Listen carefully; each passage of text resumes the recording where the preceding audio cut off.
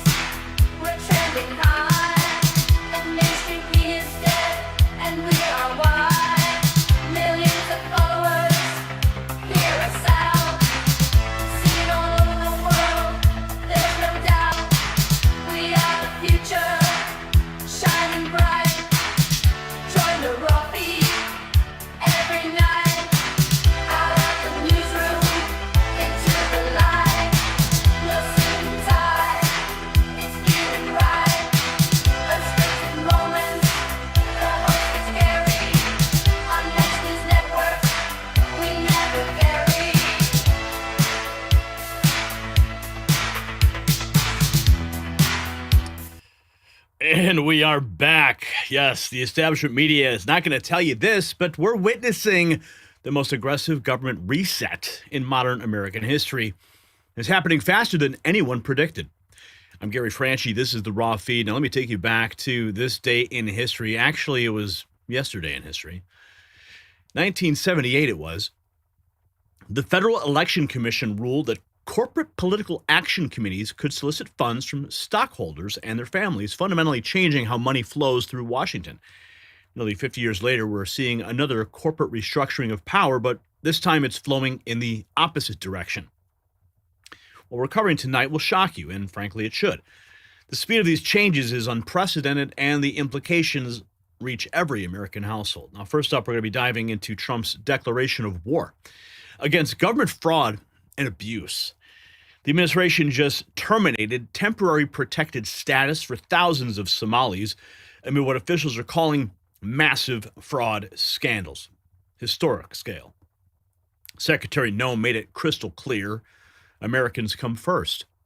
But here's what the mainstream media is not reporting about the scope of the crackdown and why it represents just the beginning of a much larger operation. The deadline that they have been given is March 17th, and what happens after that date should concern every taxpayer in America. We're also going to be examining Trump's populist economic reset that has Wall Street scrambling. The administration is targeting corporate ownership of single-family homes. Peter Navarro just compared credit card interest rates to mafia loan sharking. When a senior White House counselor starts making those kinds of comparisons on television, you know something big is coming. The plan involves BlackRock, Blackstone, and other major players who've been buying up American homes. But the details of how this gets implemented will determine whether middle-class families actually benefit or get caught in the crossfire. And then, of course, there's the Venezuela oil strategy. There's both parties asking some serious questions. The administration wants American taxpayers to fund $83 billion of a $183 billion project to rebuild Venezuela's energy infrastructure. Oil companies would cover the rest, except they're pushing back on their portion, which means taxpayers might end up covering even more. Now, the math here doesn't add up, and when government math doesn't work, it usually means somebody else is paying the real cost. Our fourth story tonight focuses on how violent gang activity is. Let me just bring up this is the new show page. Let me just make sure that's working here. Our fourth story tonight focuses on how violent gang activity is intensifying the immigration enforcement debate in ways that nobody anticipated. ICE operations in blue sanctuary cities are creating chaos, but not for the reasons you might think. Vice President Vance is pointing fingers at local officials who he says would rather promote rioting than follow federal law. Because Orange Man bad, of course. The confrontations we're seeing between federal agents and local authorities are escalating quickly, and there are reports of incidents that haven't made national news yet. What's happening in these raids goes beyond standard enforcement procedures. And finally, we're investigating viral claims about mystery weapons allegedly deployed during the recent Venezuelan operation. Social media is exploding with reports about devices that cause people to vomit blood and bleed from their ears. The White House hasn't denied the stories, which is raising more questions than it's answering, and some experts are comparing this technology to sonic weapons that have been around since the USS Cole attack. But others say what's being described represents something entirely different. The military applications of whatever was actually used could change how America conducts operations worldwide. Now, each of these stories connects to a larger pattern that most analysts are missing.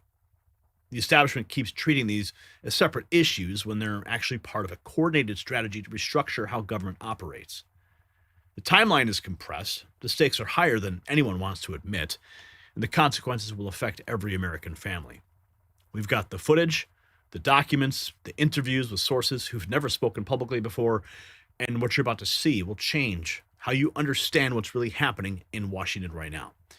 So stay with us. This is the Raw Feed, where we cut through the noise and deliver the truth that matters. Let's welcome you to the show. Who's here today? Yeah, we had a couple false starts, but we're back. Everything seems to be firing on all cylinders, and I'm hoping Brian will confirm that as well. I'm going to check some of our sources here and here and here. What's that, Brian? Did you refresh the page?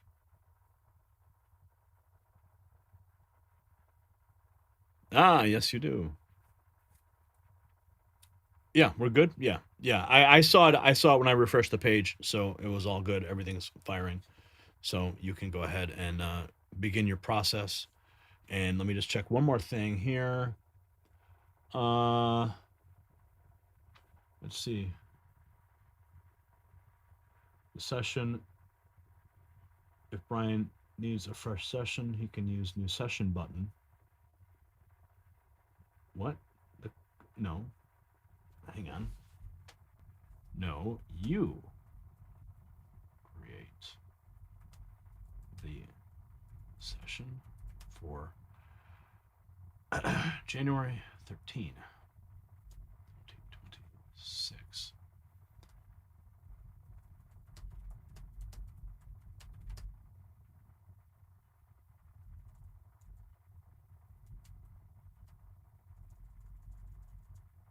Good thing I checked.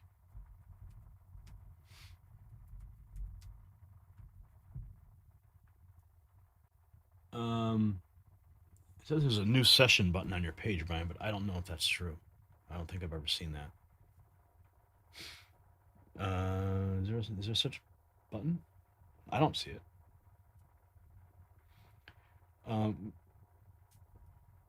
Yeah, I don't see it.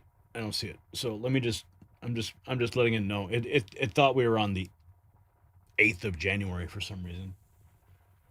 So let me,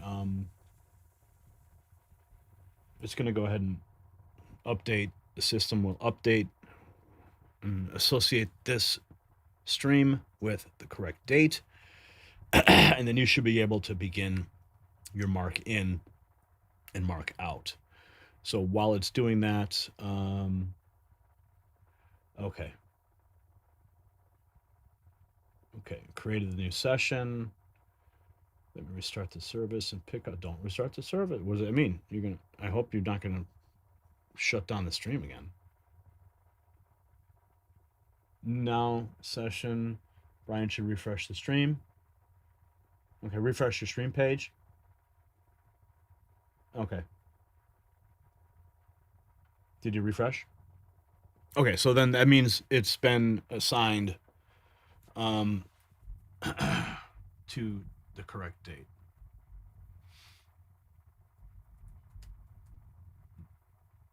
It's just stuff that happens in the background. It had the wrong date applied to the stream. That's the problem. So anything that you do would be misapplied to the wrong table. And I'm glad I checked. Okay. All right. He has refreshed the page, and we will begin the first topic in a moment. All right. Okay, so here we are making sausage here at the Next News Network. I'm going to go ahead and load up our first topic while that is getting started. What you're going to see today is a little different than what you're used to. We built some custom interfaces to bring you more context and more information. So hopefully we'll be able to... Okay, ready. System is set for 113. Active, mark in. Okay.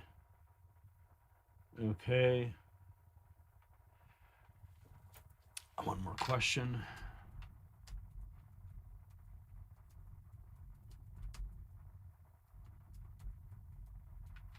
Just want to confirm that it knows what to do at the next step. Who's here today? Juan and Chris and Brian and Juggernaut, Lunabug. Love your improvements, says Karen. And 63XR1MP3 is here. Trump is funny. Do you guys see that clip today? Let's go, Gary, let's go, says Roger. I see you, Roger. Don't eat the McDonald's at all. Man, I haven't had McDonald's in a while. But man, Culver's, though. I'll tell you, that Culver's that stuff is like, bro. Let's go, Gary. I'm ready to leer something. Oh, dude. Welcome to the Leering Show. This is where we leer everything. We leer America. Dude, that was funny. I don't know who said that. Gary's gorillas forever. Okay. After that. Okay, so Brian, remember, after you hit mark out, you must hit save. What? Okay. And maybe we can consolidate that function so that mark out automatically does that. So, no, you don't want to. Okay. All right. Okay.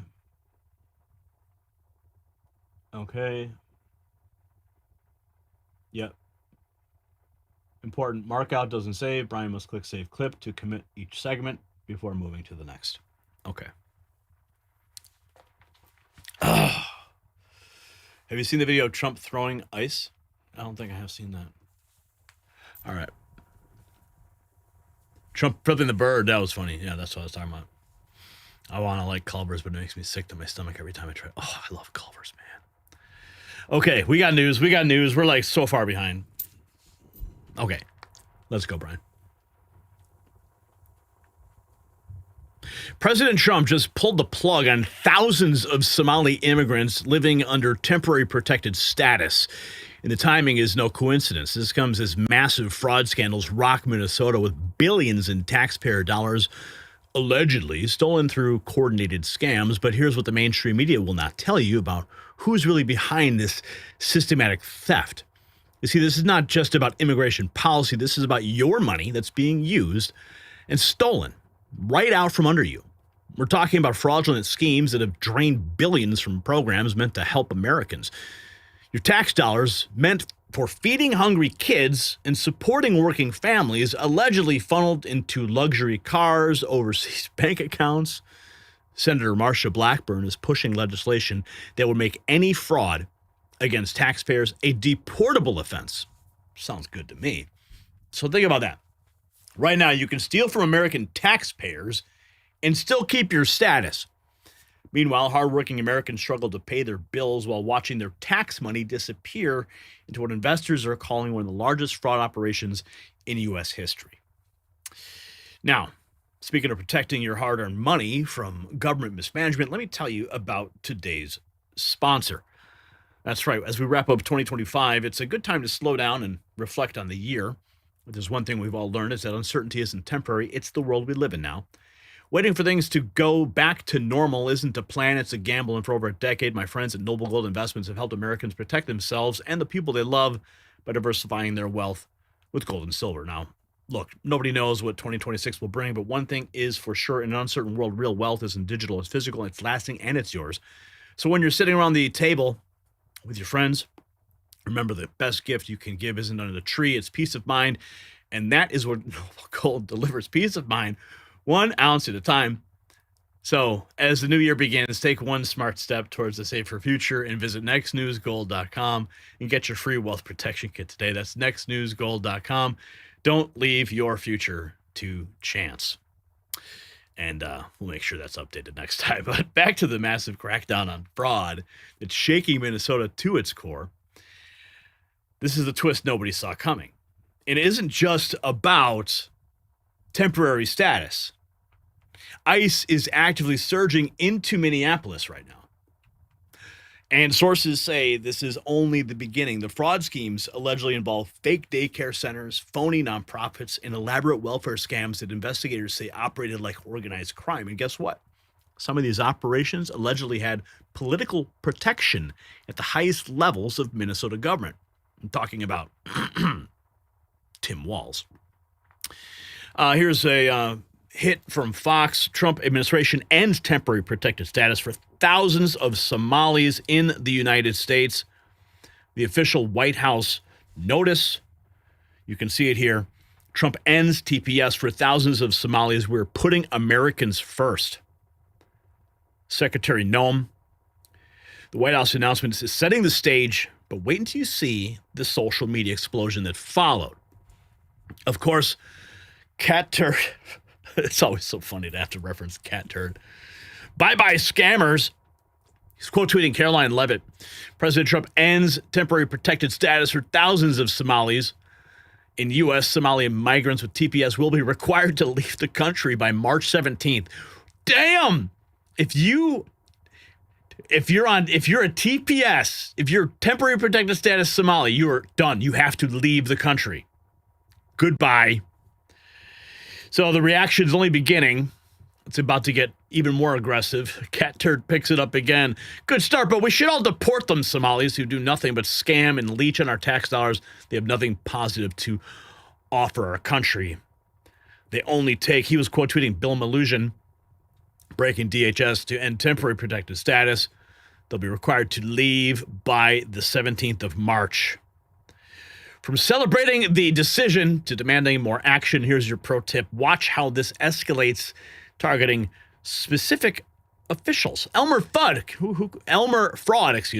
is releasing dangerous criminals now into the streets of Minnesota to deflect from his billion-dollar Somali fraud scam. Who could Elmer Fraud be? I can only think, right? Quote, tweeting the Homeland Security Department, Governor Tim Walz has refused to cooperate with ICE and instead release nearly 470 criminal illegal aliens back onto the streets of Minnesota to terrorize American citizens. That's an official statement from the Department of Homeland Security. They're declaring that Governor Tim Walz is terrorizing Americans.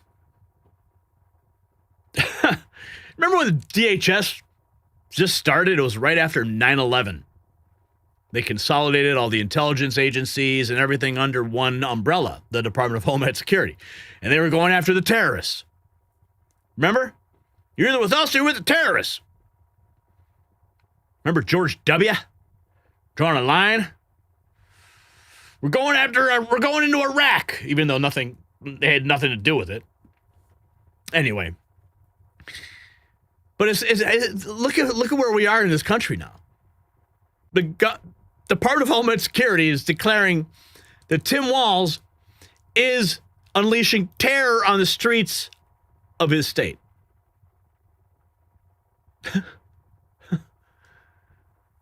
470 criminal illegals back into the streets of Minnesota to terrorize Americans. It's common sense. Criminal illegal aliens should not be released back onto our streets. We are calling on Governor Tim Walz to stop the process. The narrative is shifting from targeting individuals to systemic change. This is where the policy machinery kicks in.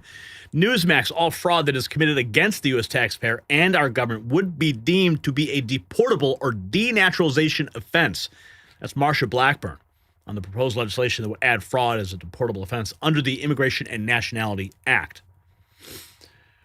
Blackburn's proposed legislation gives us the legal framework, but watch Trump supporters frame the broader impact. Mario Nafal, Trump ends TPS status for thousands. Trump just axed it. No more fake protected status keeping him here.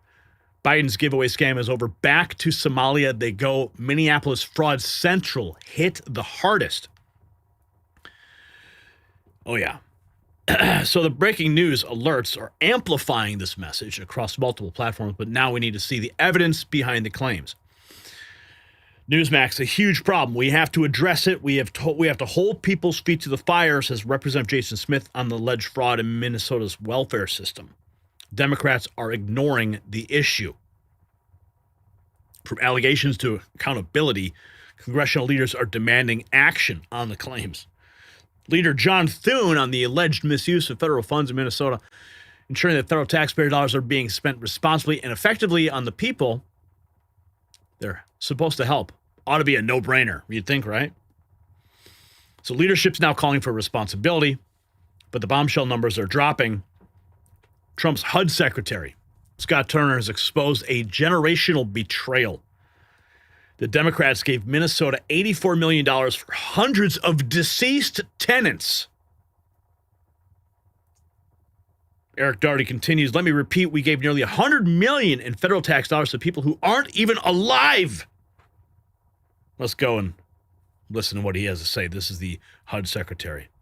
We have boots on the ground in Minnesota, And through our fraud prevention, we have found that there is likely over $84 million in eligible assistance that was given to the state of Minnesota during the Biden administration, including almost $500,000 in improper assistance to over 500 dead tenants. And so you think about that, Tony, over $84 million of hardworking taxpayer money that was shelled out during the Biden administration in improper assistance and serving over 500 dead people with almost $500,000 of assistance. This is a lack of stewardship. It's gross negligence. But I'm grateful at this time that our team on the ground has found these improper payments, and we will hold those accountable that are responsible for this. We will hold them accountable. I certainly hope so. That was the HUD secretary. Shocking revelations. Now setting up Trump's most direct threat. Citizenship revocation is now on the table. Here's the president himself. We're going to revoke the citizenship of any naturalized immigrant from Somalia or anywhere else who is convicted of defrauding our citizens. We're also going to revoke the citizenship of any naturalized immigrant from Somalia or anywhere else who is convicted of defrauding our citizens. We're going to get them the hell out of here fast. Hell yeah, let's go. And if you come to America to rob Americans, we're throwing you in jail and we're sending you back to the place from where you came. We're throwing you right in jail. Oh, yeah. President Trump threatening citizenship to cutting off entire cities. Trump expanding his enforcement strategy starting February 1st. We're not making any payments to sanctuary cities or states having sanctuary cities because they do everything possible to protect criminals. We're giving 90-day notices to places like California, Scott. Right away, we're going to send out that notice. Who would bill the federal government as people poured into the state to send those people back because no country can afford to do it? No country can afford to take in millions of people, pay for their education, their health care, their hospitals. You just can't do it. And we all have a heart. You can't do it. But many of those people are murderers. They're people released from jails, prisons, mental institutions, insane asylums. They're people that are drug dealers. They're addicts.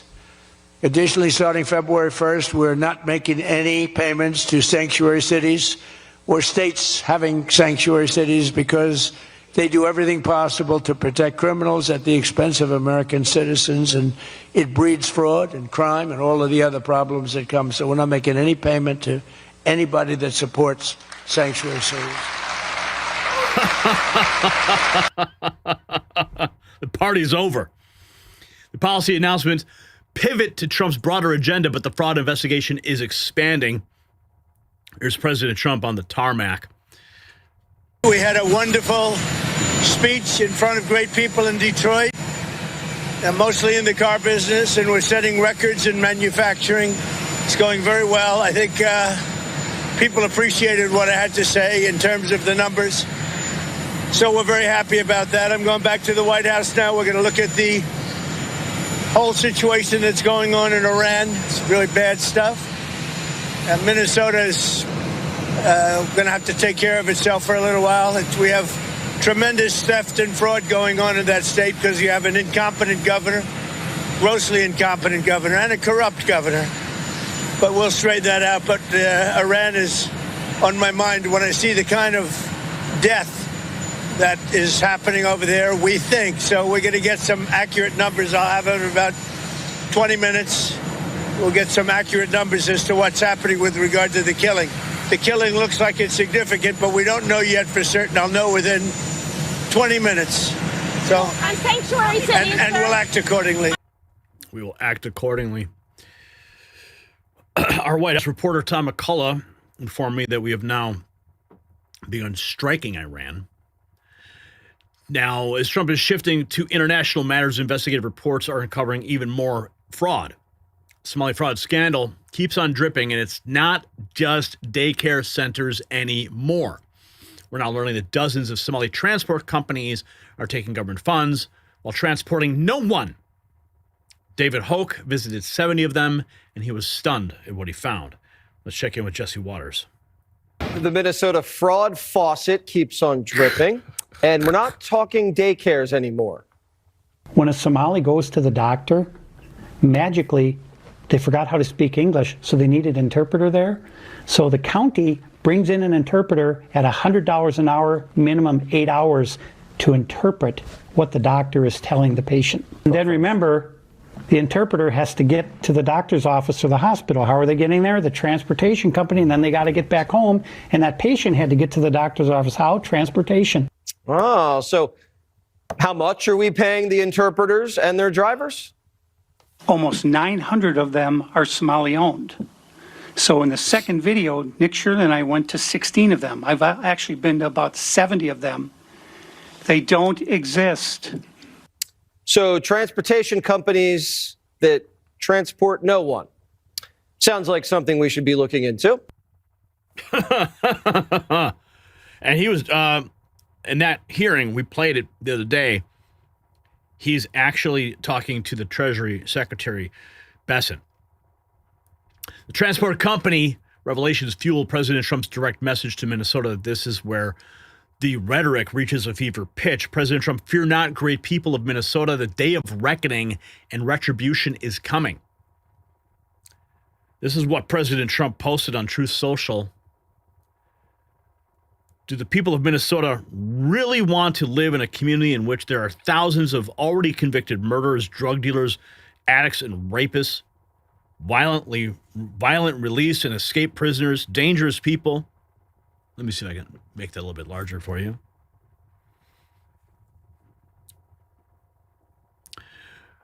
Escaped prisoners, dangerous people from foreign mental institutions, insane asylums, and other deadly criminals too dangerous to even mention. All the patriots of ICE want to do is remove them from your neighborhood and send them back to the prisons and mental institutions from where they came. Most in foreign countries who illegally entered the U.S. through sleepy Joe Biden's horrible open borders policy. Man, that guy really destroyed this country. Every place that we go, crime comes down. In Chicago, despite a weak and incompetent governor and mayor fighting us all the way, a big improvement was made. Thousands of criminals were removed. Minnesota Democrats love the unrest that anarchists and professional agitators are causing because it gets the spotlight off the $19 billion that was stolen by really bad and deranged people. Fear not, great people of Minnesota. The day of reckoning is coming. Keep going here.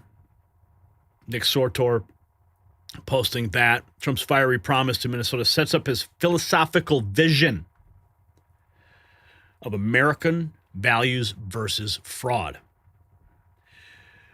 Now, our country wasn't built by people who tried to lie, cheat, and scam. No, my family came here. They worked hard to see that their descendants would have a beautiful life here in the United States. They didn't suck off the welfare system. They didn't scam. They laid the bricks. They cut the lawns. They did the hard work. Here's the president. As we liberate our country from this cultural scourge and the plague of corruption and fraud, we'll rediscover the natural energy and native spirit that truly makes America great again, like we're doing with Detroit and Michigan. If we get rid of fraud and do our job properly on the trillions that are being extorted out of our country from corrupt and incompetent governors like Gavin Newsom, J.B. Pritzker, and Tim Walz, we will very soon have a balanced budget, and that's the kind of money that we're talking about. We're talking about massive amounts of money. Our country wasn't... I wish you would have said Tampon Tim. That would have been great, but, you know. Built by people who tried to lie and cheat and scam their way to success. It was built by legends like Henry Ford, Henry Dow, Thomas Edison, the Kellogg brothers, Alfred P. Sloan, the founder of General Motors, men who lifted up American workers and strengthened our nation beyond even belief. And we're doing the same exact thing right now. I think we're doing it even better. This is the fierce spirit of patriotic free enterprise that we're now unleashing once again. We are unleashing it like maybe never before. Amen. Like never before. It's happening. From Trump's idealistic vision to boots on the ground enforcement, DHS is now making arrests. This is their post. DHS law enforcement is doing what Governor Walz and Mayor Frey have refused to do, root out the fraud and give Americans the accountability they deserve. Yesterday, during Operation Metro Surge, ICE arrested the worst of the worst, including rapists, armed robbers, and drug dealers. Federal action backing up the talk, but Trump isn't finished. He's announcing the financial scale of the war on fraud. Another urgent priority for bringing down the cost of living is stop the colossal fraud. Our country has been losing over $500 billion to fraud every single year. That's what the president says. $500 billion fraud claim leads to Trump's most specific policy change yet. No more money transfers for public assistance recipients. This is what he had to say. We'll require proof of attendance in order to receive federal funding. We've frozen all children's payments to those states that we're talking about, and we will now require proof of attendance in order to receive federal funding for child care or any of that. How about all these child care places in Minnesota where there is no children? They go there, they get paid millions and millions of dollars. The biggest operation in all of Minnesota had no children. And we pay millions of dollars. They're scammers. They're scammers. They always will be.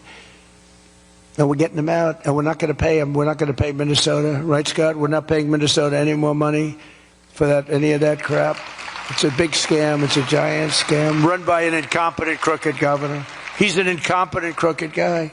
And also, we're freezing any and all welfare payments going to illegal immigrants that will start effective immediately. So when illegals come into California, Gavin Newsom, they come into California, and they send us bills for people coming in. We're not paying it. So we're working on that very strongly. Just don't pay it. As Nancy Reagan would say, just say no. You remember Nancy Reagan? Just say no to drugs.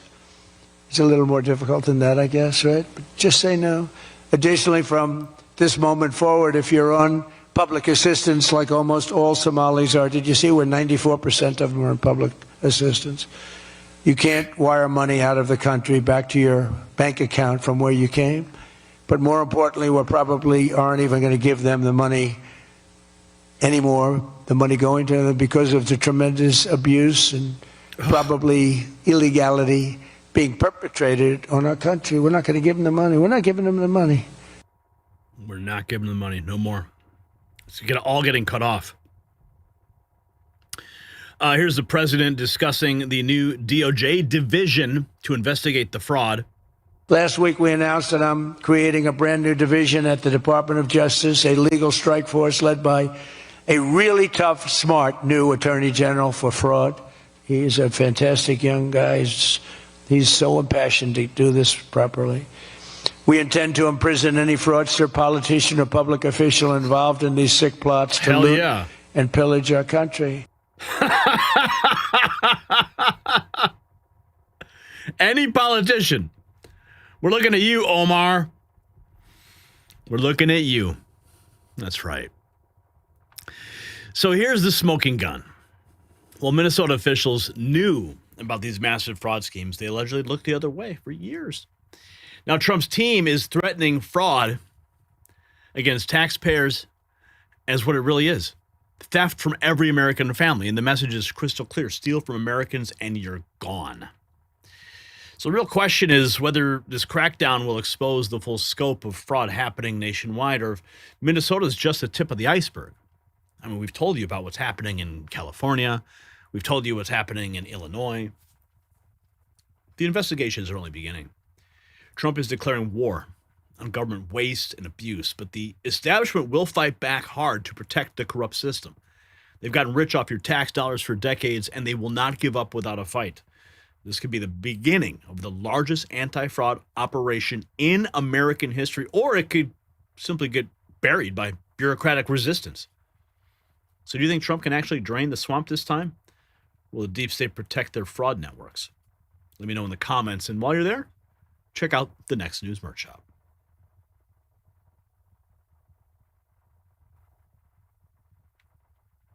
All right. Moving right along. Seems like everything's working well. We are going into our next topic. I'll check the super chats to see if anyone has decided to throw anything our way. Oh, look at Chris Orr, $20. Thank you. Hi, Gary. And N3, Trump is awesome. And Tamara sending in 99 cents, beaming face with smiling eyes. Oh, thank you. And who's this? Mr. Savant God just became a member. Welcome to the family. Where's that one button? Is it on page 3 now? Oh, there it is. Okay. All right. I got to get that bigger stream deck button box. No way we can have all these things on one page. But we're going to moving into our next topic. Trump pushing the populist economic reset on housing.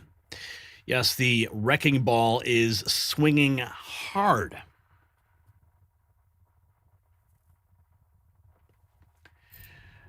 Oh, hang on, Brian. I got to load this page. It's a new step for me. Oh, look at that. It's loading. All right. Loading. Okay. This is where I'm like, I hope it loads. I hope it loads. Been working on this all day. Page 1 loaded already. Yeah, because I had it preloaded. You know, I mean, I could have these all preloaded in tabs if I wanted to.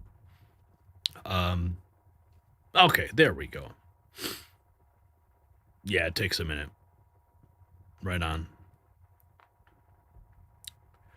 Okay, this is interesting. Oh, and looks like one of the titles from the X account is breaking the page. That's okay, though. Thankfully, I can zoom in on it. Restart the timer. Get your marks ready. On your marks. All right. I'm ready. BlackRock and Wall Street giants have been quietly buying up single-family homes across America, pricing out regular families and turning homeownership into a rental empire. But Trump just announced that he's about to drop the hammer with an executive order that could actually change everything. The question is, will this actually work, or is it just political theater? Now, it's not just about housing policy. This is about whether you will ever own a home or be stuck renting forever from corporate landlords. These Wall Street firms come in with all cash offers that regular families can't compete with, then jack up rents immediately. Meanwhile, credit card companies are charging interest rates that would make loan sharks blush, some over 30%. And here's the kicker: while families struggle with crushing debt and impossible housing costs, gas prices just hit $2.79 a gallon, the lowest in 5 years. President Trump is betting that fixing housing and credit will secure Republican seats for decades. And the corporate response? Housing stocks actually went up when the news broke. And speaking of things that impact your financial future, there is something that I do need to tell you about. This is some breaking news about the metal that most people never think about, but governments and defense contractors, they think about it every day. Now, I've been spending years talking about gold and silver, but the opportunity that really caught my attention sits actually a layer deeper in critical minerals. And one metal in particular, titanium. That's right. While everyone's watching the housing market, smart money is moving into materials that build our national defense infrastructure. Saga Metals is positioned at the center of this critical supply chain. Because when the government starts reshaping entire industries, you want to own the raw materials that they can't do without. You can check out their full briefing in the description. But here's what nobody is talking about. Housing stocks went up when Trump announced this ban. Lennar, Toll Brothers, Pluti, all surging. Why?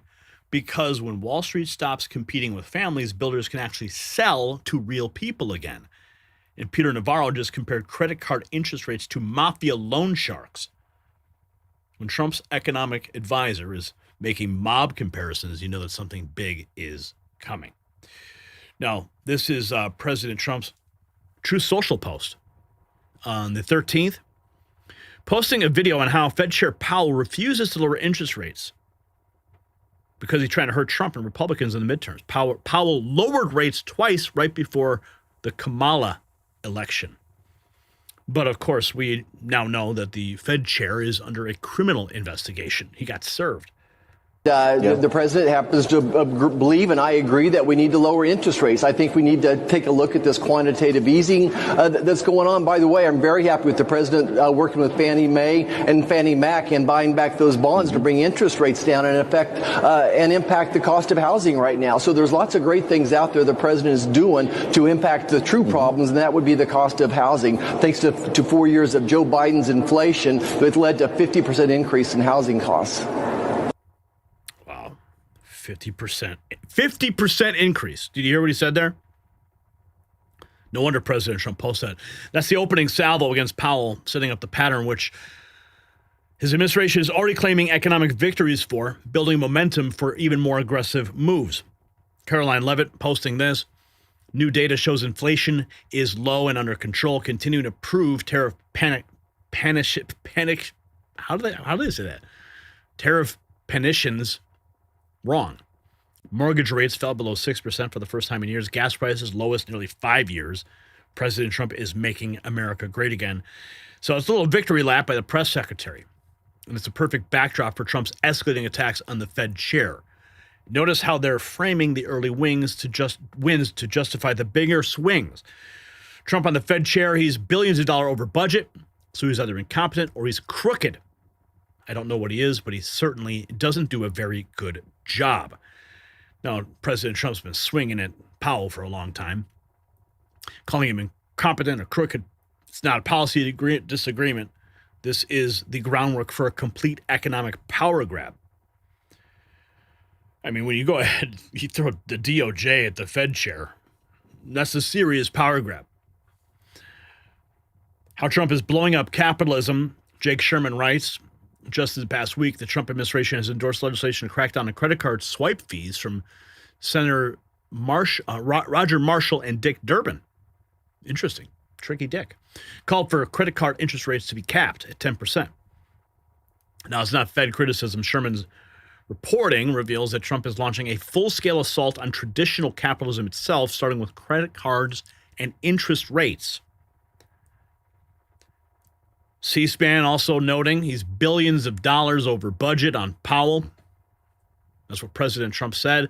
Incompetent or crooked, not doing a very good job. C-SPAN capturing Trump's exact words gives us a smoking gun quote that's about to trigger an unprecedented response from the global financial establishment. Reuters reports that the chiefs of many of the world's major central banks issued a joint statement in support of Federal Reserve Chair Powell after the Trump administration threatened him with a criminal indictment. Of course they did. That's called the system protecting its own.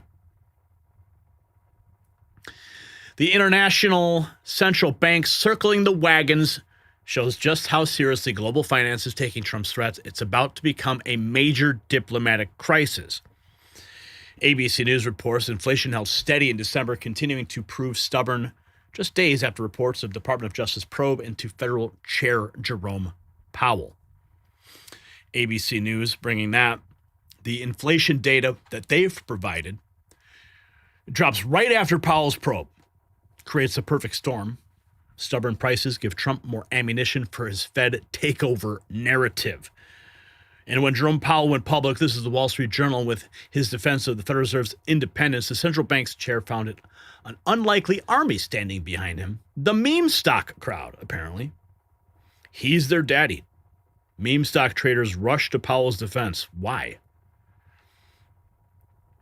The Wall Street Journal's meme stock angle reveals something crucial.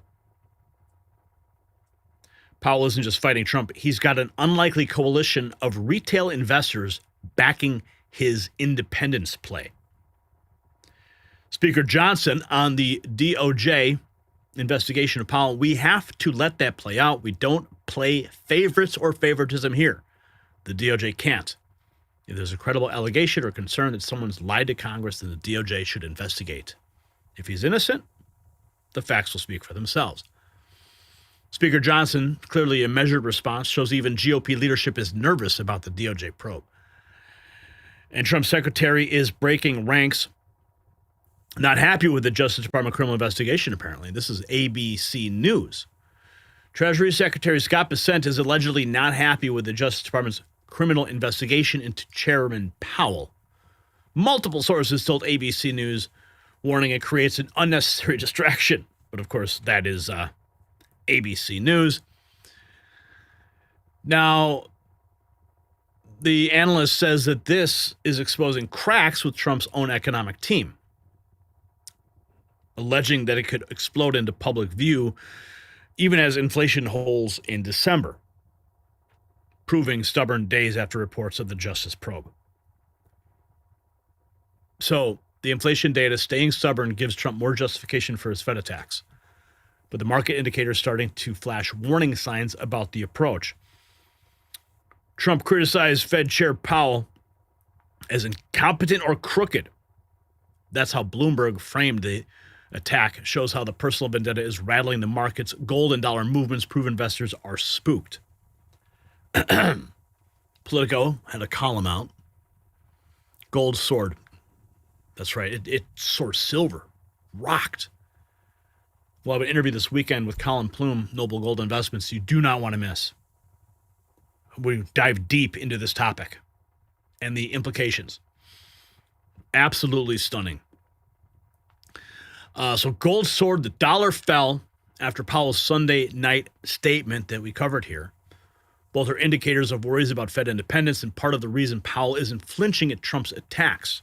That's according to Politico. Now, the market analysis of gold surging and the dollar falling shows Powell's defiance is working, but Trump's about to shift tactics from Fed bashing to direct consumer populism. So even as the markets would shift, President Trump knows he has the people behind him. Powell has the institutions behind him. That's the difference. Here's the evidence. Capping credit card interest rates at 10% could save consumers billions of dollars, but potentially hurt low-income Americans. That's according to experts. So CBS has highlighted a potential downside of credit card caps. Shows even Trump-friendly policies do have risks, but he's about to double down anyway. Inflation holding steady, continuing to prove stubborn just days after reports of the probe into Powell. The repeated inflation coverage keeps the economic pressure narrative alive. So you can see it's all over. They keep pumping up the inflation coverage. That's the narrative they need to push because Trump is pivoting from the Fed attacks to the signature move, making everything about regular Americans getting screwed. Signature Trump. He's billions of dollars over budget. Trump's repeat of the incompetent, crooked line shows he's staying on message, but watch how he's about to shift from attacking institutions to promising direct consumer relief. JP Morgan starting to see more activity in its home lending business as home buyers start to benefit from lower mortgage rates. The market's about to explode, folks. JP Morgan seeing mortgage activity pick up gives Trump real data to claim his policies are already working, validating a strategy of taking credit for his positive economic news. Larry Kudlow, Powell's a terrible Fed chair, but he's not a criminal. We'll see about that.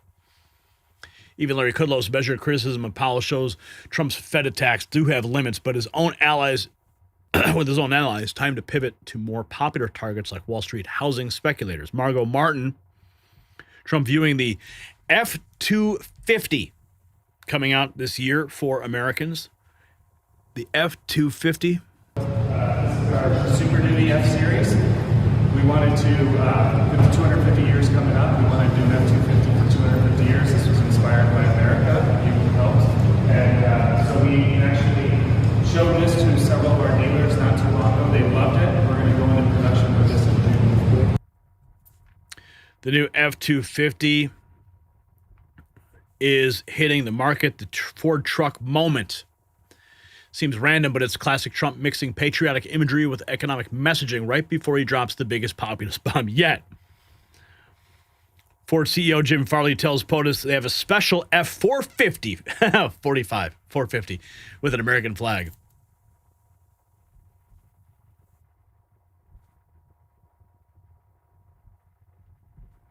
Let's see if we can get that to play. Maybe this one. Oh, we're spinning. That's okay. Ford CEO offering Trump a patriotic truck creates the perfect visual setup for what's coming. Trump's about to announce policies that sound like they're straight out of the populist playbook. If Trump bans Blackstone, this is DC Drano.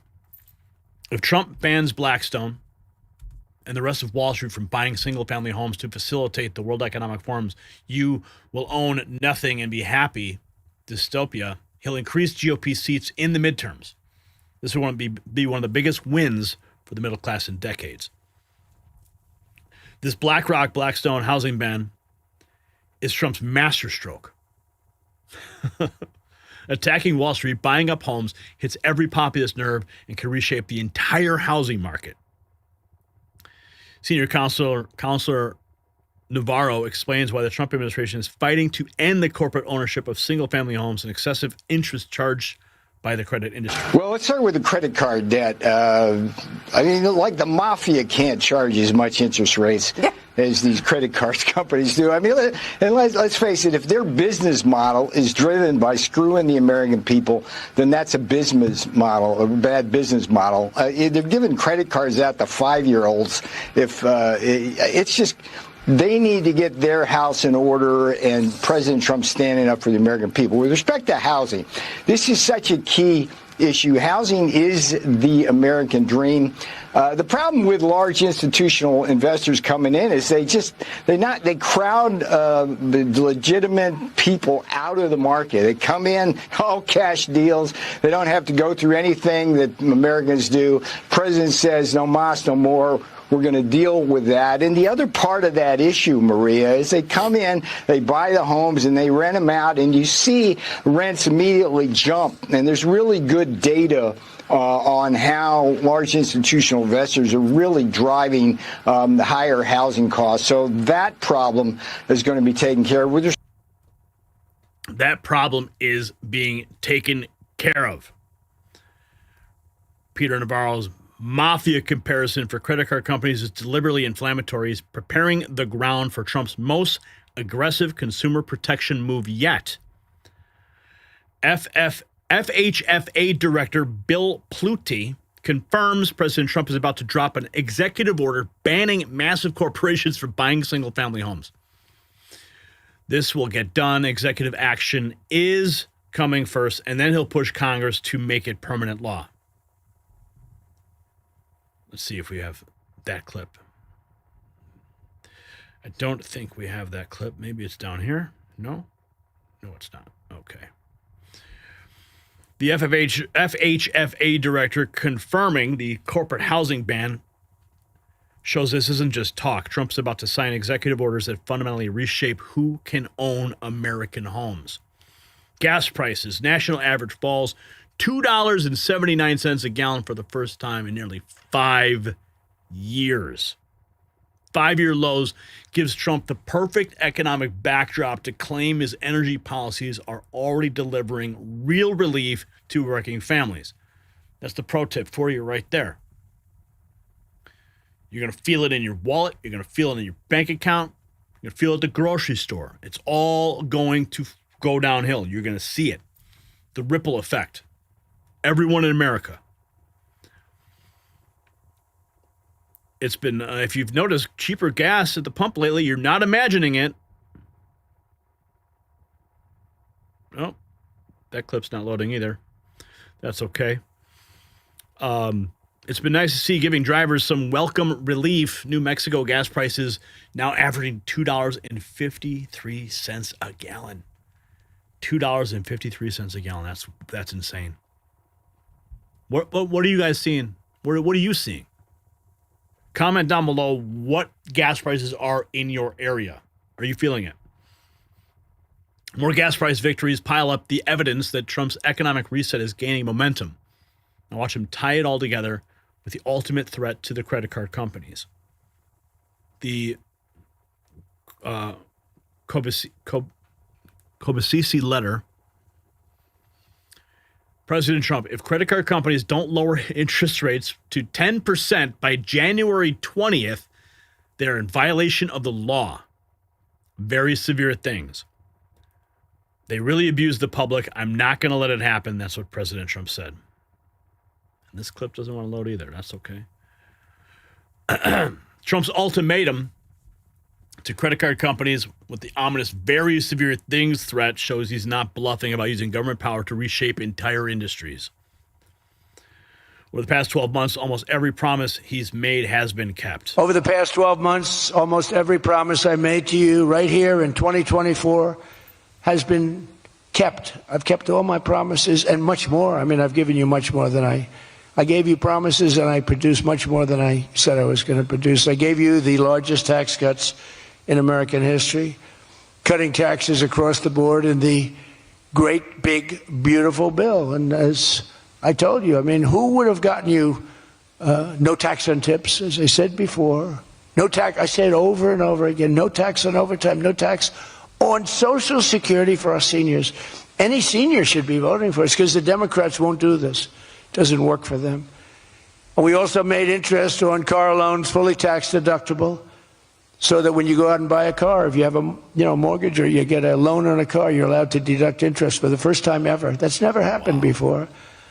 But only for cars that are stamped with the beautiful words, made in the USA. In other words, we're only letting that take place if the car is made like in Detroit or in the USA. Buy American, President Trump pushing it. So that's it. We got the FHFA director confirming this will happen through executive action first, then permanent law through Congress. The biggest middle-class wealth transfer in decades. Wall Street built an empire on you'll own nothing and be happy. Well, Trump's about to find out if Americans agree with that vision. See, this is the economic reset populists have been demanding for years. Cheap gas, accessible housing, reasonable credit. It sounds almost too good to be true. But the corporate reaction tells a different story. They're not fighting this as hard as you'd expect, which makes you wonder what they know and what we don't. Either Trump just handed working families the biggest win in generations, or Wall Street already has their next move planned. The executive order is coming within days, and it will either prove that government can still work for regular people or show us exactly how rigged the game really is. So you think that banning corporations from buying single-family homes will actually make housing affordable again? Let me know. And while you're thinking about it, check out the Next News merch shop.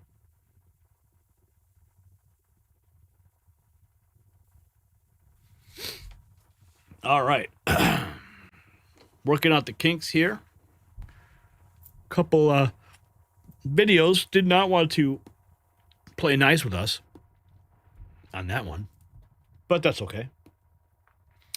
We will get to the bottom of it. Salty Nationalists dropping $5. Super chat. First Amendment, defund the MSM. Hold their feet to the fire. Hold them accountable. Bill's rules dropping $4.99. Trump is making America greater than ever. We're going to be moving into our next topic now.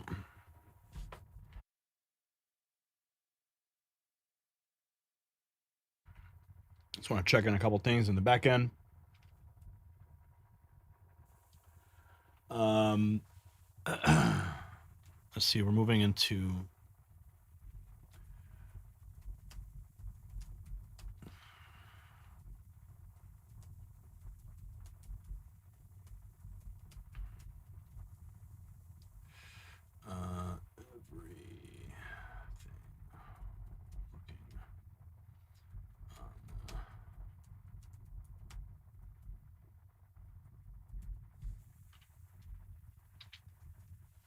okay.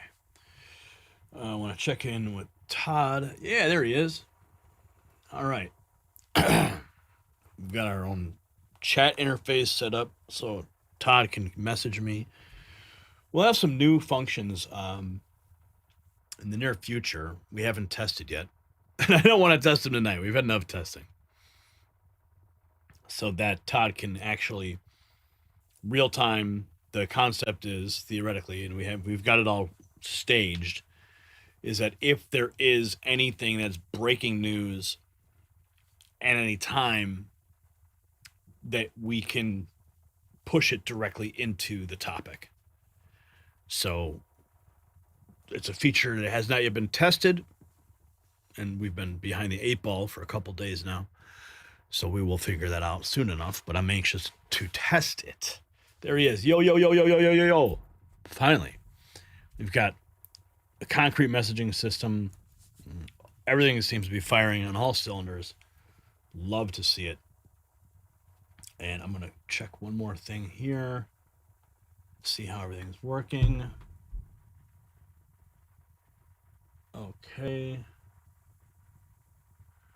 Okay, capturing 2 clips, acquiring, waiting. Okay. Go to uploads.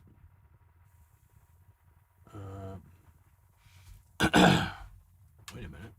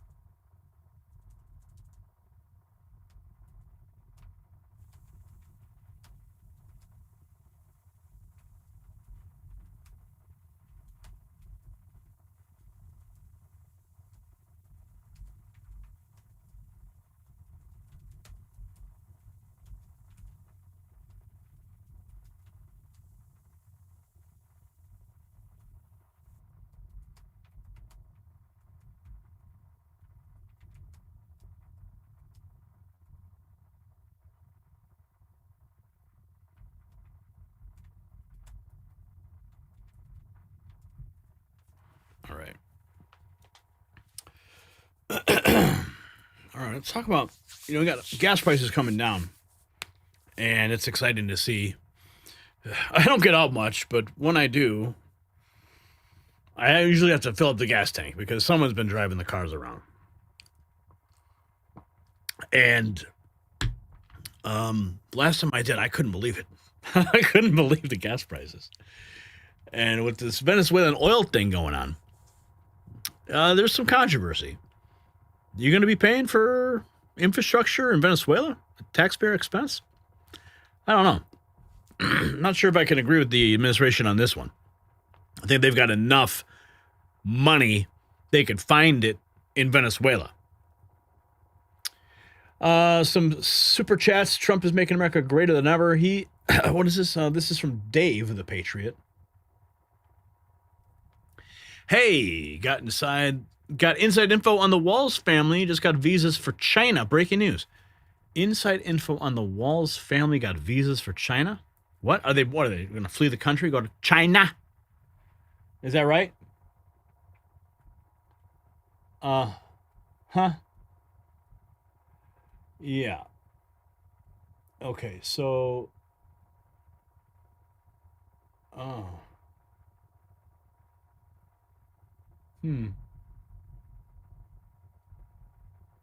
Let's see here. Simulate clip pull. Oh, okay. Now extracting. Okay. What is this? Are they going to China? They're going to flee the country? I'd like to know more about that. Shoot me a tweet, Dave. Or whatever they call it these days. All right, Brian, I'm ready to go. Oh, actually, I'm not. Okay. Now I am. While you were distracted by other headlines, the Trump administration just committed American taxpayers to an $83 billion bill to rebuild Venezuela's crumbling oil infrastructure. But here's the kicker. The oil companies who stand to profit the most are refusing to pay their share. So guess who has to pick up the tab? You. And the real story behind the deal gets much worse. Now, it's not just about money. It's about your financial future being mortgaged for corporate profits. $83 billion comes out to roughly $250 per American citizen to subsidize oil operations in a foreign country. Meanwhile, your roads are crumbling, your schools are underfunded, but the implications run deeper. This sets a precedent that American taxpayers will bankroll corporate expansion anywhere the government decides to intervene. Venezuela's oil infrastructure needs $183 billion in total repairs. Experts say it'll take 15 years. President Trump says it'll take 18 months. Well, he's usually right, though. When the costs inevitably balloon, though, and timelines stretch, who is going to cover the overrun? The Federal Reserve? No, the same taxpayers already footing the initial bill while oil executives cash in their checks. Right. Now, it's not about money. It is about your financial future. I said that 250 American citizens subsidize $250 per American citizen. Okay. Hang on. Oh boy. Oh boy. Here we go. All right. The click. Which button do I press, Brian? Oh boy. Anyway. And speaking of critical infrastructure investments, there's something every American needs to understand about strategic resources right now is breaking news. While politicians debate spending billions on Venezuelan oil, defense contractors are quietly hoarding one metal that makes modern warfare possible. Now, I want to talk to you about a metal most people never think about, but governments and military planners obsess over daily. Now, I've talked about gold and silver for years, but the opportunity that's grabbed my attention is much deeper. That's why we're bringing it to your attention. I'm talking about critical defense minerals. One metal in particular, titanium. It's in every fighter jet, every submarine, every piece of advanced military hardware. It's even in my wedding ring. That's right. My wedding ring is made of gold and titanium. And right now there's a supply crisis that's brewing that could reshape global power. So while your tax dollars flow to foreign oil projects, smart money is moving into metals to actually power national defense. You can get the full briefing on Saga Metals in the description, but it gets worse. The press secretary just announced a separate $500 billion energy deal with 31 million barrels of oil heading to U.S. accounts. That sounds like good news to me. That's on top of the infrastructure spending, and Trump casually mentioned another 50 million barrels worth $4.2 billion on its way. Are these separate deals, or is the administration playing shell games with the numbers? Either way, American taxpayers are underwriting the entire operation while oil companies negotiate their exit from paying their own share. Now let's get into this here. Trump says the U.S. taxpayers will pay $83 billion to build Venezuela's oil infrastructure that will benefit the oil companies. Total estimated cost $183 billion. Oil company investment $100 billion. Taxpayer cost $83. Modernizing Venezuela's oil infrastructure. In charge, Vice President J.D. Vance, Secretary of State Marco Rubio, Secretary of War Pete Hegseth, and the White House Deputy Chief of Staff Stephen Miller, adding that the U.S. is looking to help to pay for U.S. oil companies to rebuild Venezuela's energy infrastructure, a project the president says could take less than 18 months. Experts point out modernizing Venezuela's oil infrastructure would cost an estimated $183 billion and take 15 years. Chevron is currently the only American-controlled company with operations in Venezuela. Venezuela's oil infrastructure. Now, yesterday, the president met with executives from more than a dozen oil and gas companies at the White House to discuss his plans and push for their commitment. Now, the meeting happened less than a week after the U.S. captured Venezuelan President Nicolas Maduro in a daring raid on his residence. Willie James Inman, is in West Palm Beach with Florida with more on yesterday's meeting and the initial reactions. Willie, good morning. Kelly, good morning to you. President Trump is pushing those oil companies to invest $100 billion in Venezuela's oil infrastructure. $100 billion. The massive taxpayer burden sets up the administration's defense of their Venezuelan strategy, and they're going to spin it, though.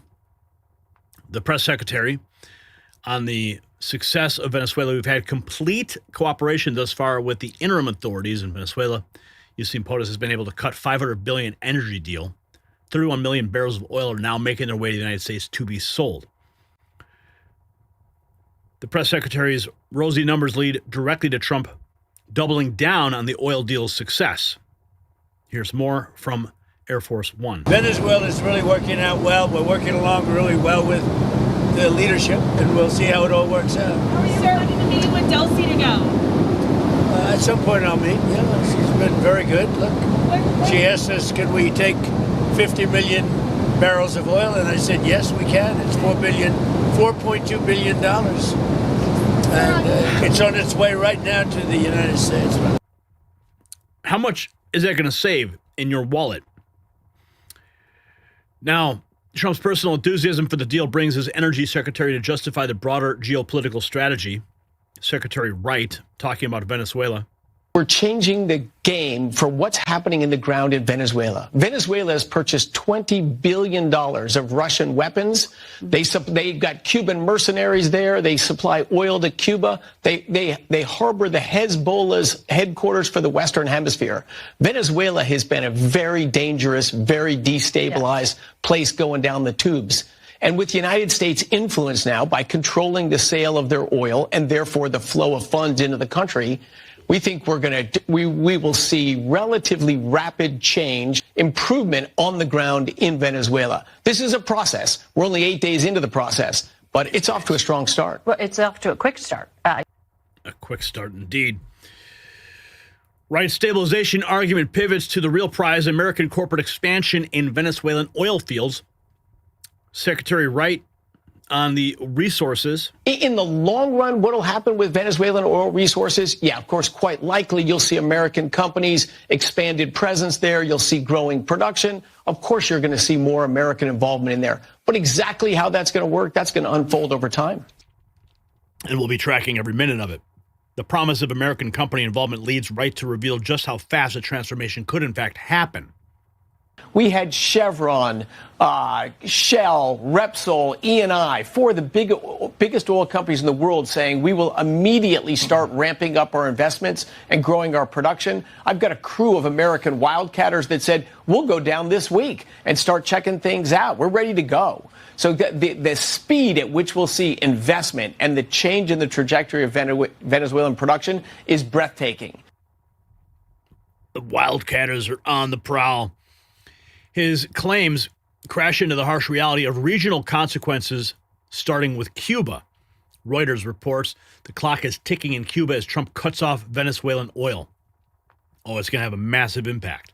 The Cuba crisis connects to industry experts who say this whole timeline is a fantasy, though.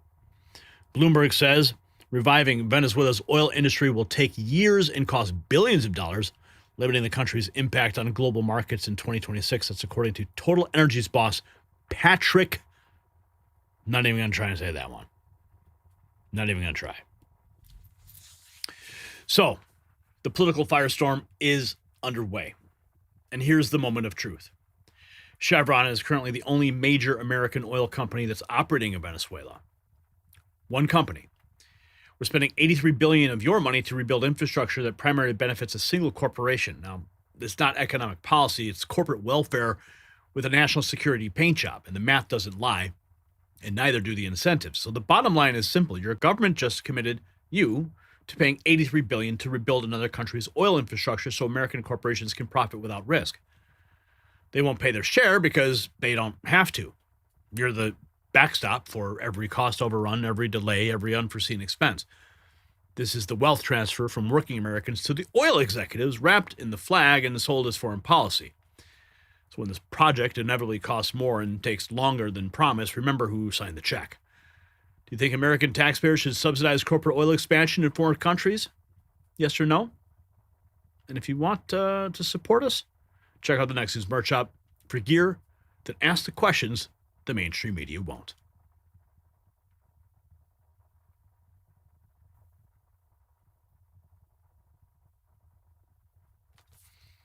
All right, we are moving right along into our next topic of the evening. Yeah, so Dave the Patriot, if you want to shoot me a message on X, or if you're in the Discord, I'm interested to find out more what you're talking about. Visas for China. Wouldn't surprise me, though. We're going to be moving into the ice cold truth. Gangs versus the deportations. Right now.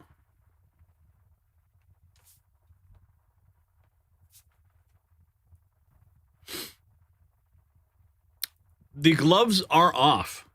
Trump just ended protected status for thousands of Somali immigrants, giving them until March 17th to leave voluntarily or face ICE raids. But here's what the mainstream media won't tell you about what's really happening in sanctuary cities right now, and why violent gang attacks are making this the most explosive immigration story of 2026.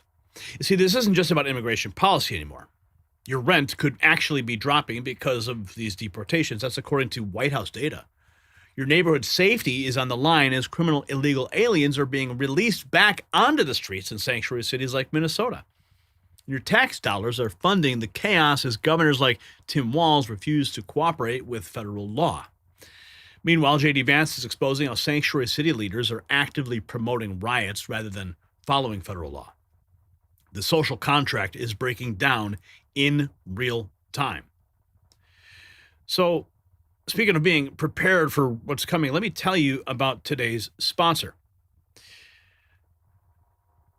I need to ask you something. If the power went out tonight, if stores were empty tomorrow, would you be ready? You see, most people aren't, and that's why I always recommend my Patriot Supply. Right now, they've got a special deal on their 3-month emergency food kit. You'll save $100, but only while supplies last. The kit gives you over 2,000 calories a day for 90 days. Real meals, not just freeze-dried mush. I'm talking about dinner, breakfast, lunch, dinner, even drinks and snacks, all packed in sturdy buckets, last up to 25 years, made right here in the USA. They thought of everything. No MSG, no junk.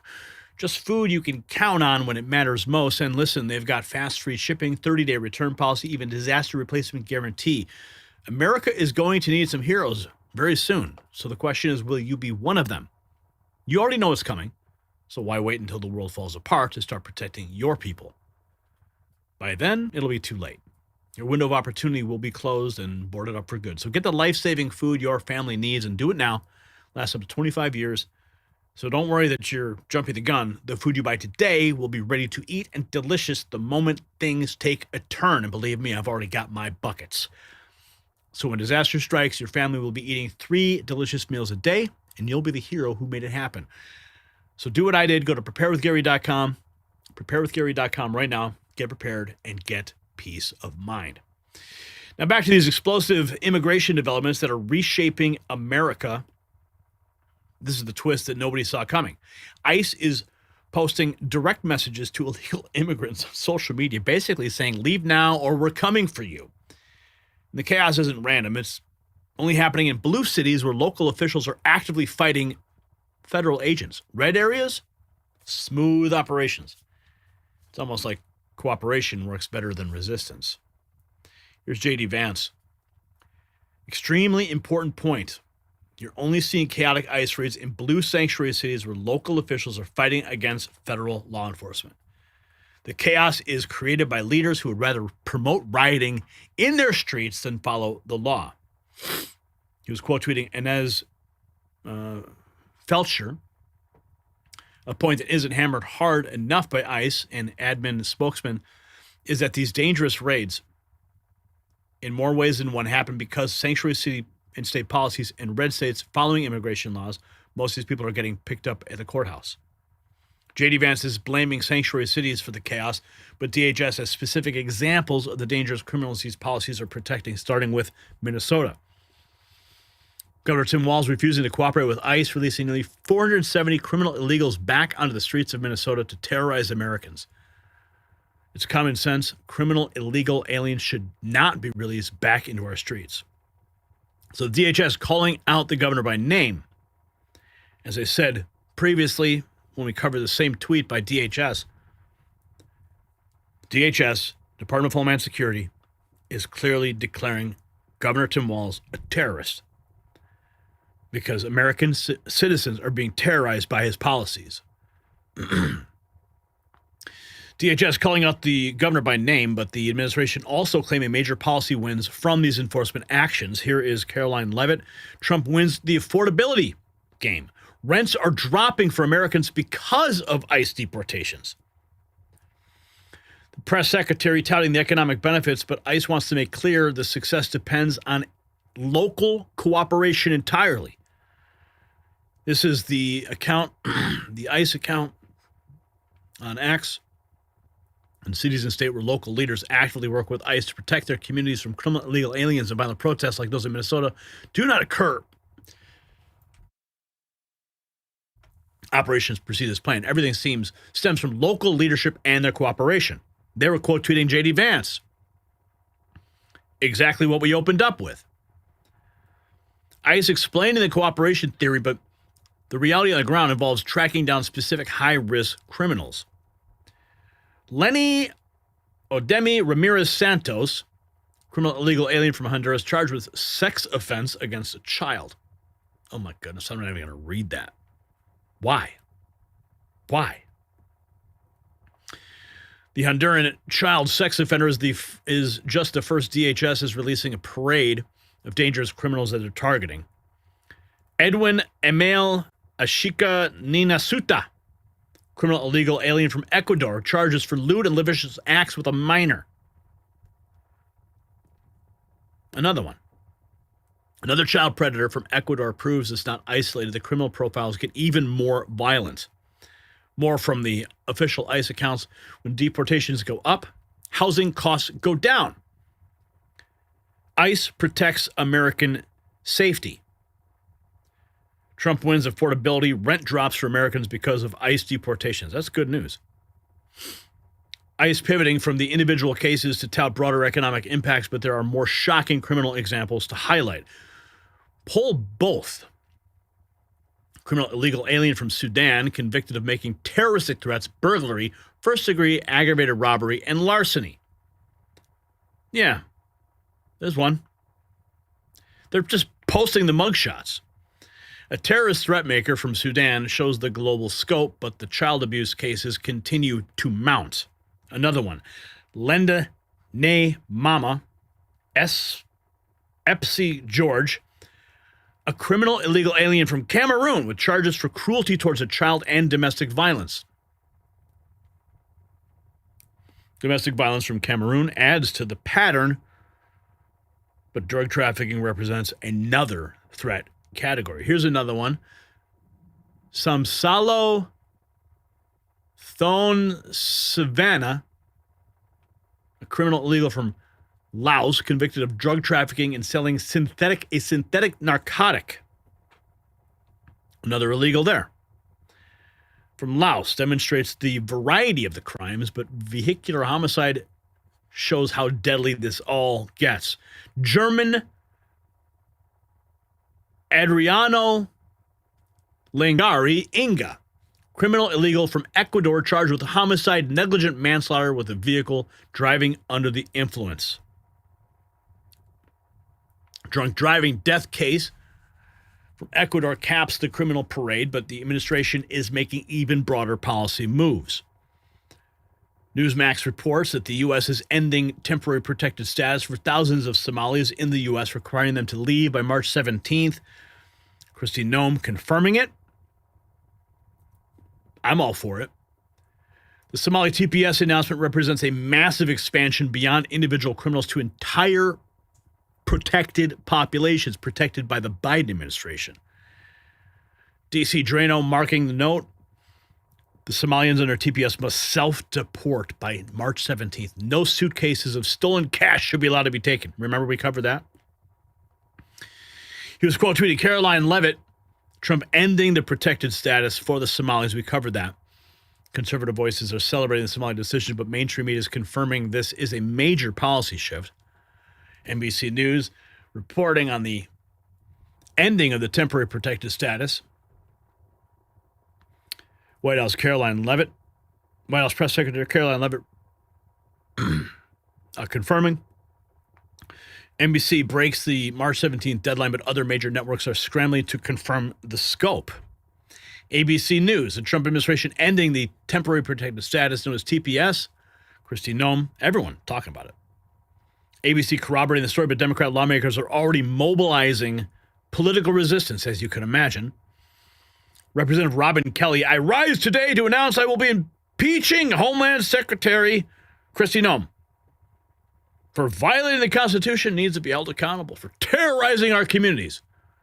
Think about that. That's C-SPAN reporting on Representative Robin Kelly. She's terrorizing our communities. I just ran down the entire list of the people who are terrorizing those communities. That's just a short list. When I was at the White House, I was given a pamphlet of over 100 people, mugshots and everything. I walked up to the White House grounds, and the entire Pebble Beach Road was lined with yard signs with mugshots. You guys remember that? And Representative Robin Kelly has the audacity to say that Kristi Noem and Trump going to impeach her. ICE is not backing down. TPS for Somalis has ended. Leave the U.S. on your own terms between now and March 17th or receive a visit from ICE. The choice is yours. Headline from Fox News, Trump administration ending the protected status. So the ultimatum's been issued. Legacy media continues amplifying the administration's announcement. New York Post also breaking the headline. The temporary protected status is over. Adding to the coverage, the Trump administration ending TPS status, ABC News. Mariano Fall reacting. Comer going off on Jeffries. He should try a Somali therapy center. Maybe he should go to one of those Somali therapy centers and get some type of therapy for his disdain for me. I don't know what's wrong with that guy every time I see him. So the tensions are exploding. During the crackdown, ICE in cities and states where local leaders actively work with ICE to protect their communities from criminal illegal aliens, violent protests like those in Minnesota do not occur. And operations plan as proceed, just as we stated. ICE repeating their cooperation message. Local conflicts intensify, but the Somali announcement is spreading across major cities and outlets. Bloomberg covering it. Framing this as part of Trump's broader migrant removal policy, while the Hill emphasizes the protection rollback. Trump administration ends deportation protections for the Somalis, the Hill focusing on the deportation angle, but Reuters adding international context. U.S. to end the protected status for Somalis. Reuters notes the broader implications, but the administration's making legal arguments about why normal due process does not apply. The Trump administration told a judge, according to Bloomberg, that the fluid situation in Venezuela means there is no feasible way for U.S. officials to give a group of migrants sent to the country an opportunity to contest the lawfulness of their deportations. Bloomberg is revealing the administration's arguing against legal protections for Venezuelans, deportees, while Politico connects this to local enforcement. Trump administration ending the status for Somalis. Politico linking the Somali decision to Minneapolis operations, but international complications are emerging with Somalia itself. Somalia regions reject Mogadishu's move to cut the ties with the UAE. Their own international conflicts are complicating deportation logistics, but CBS is highlighting the community impact of the decision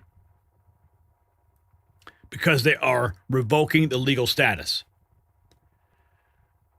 raising the specter of deportation for a community often assailed by President Trump. That's CBS News. CBS emphasizing the human stakes for thousands of Somalis, but violent criminal enforcement is escalating in other cities. Charges filed against 2 illegals who attacked ICE in Portland. Make it simple, deport them, says Redline News. Well, the Justice Department is now charging the Venezuelan man shot by Border Patrol in Portland, Oregon. The DOJ alleges the suspect rammed a Customs and Border Protection vehicle multiple times during the targeted arrest. This is the damage done to that vehicle. You can see it there on your screen to the left. A second suspect is also in federal custody. She is being charged with illegal entry by an alien and will make her first court appearance tomorrow. Meantime, Portland's own police chief broke down in tears when revealing the suspect's gang affiliation. Watch.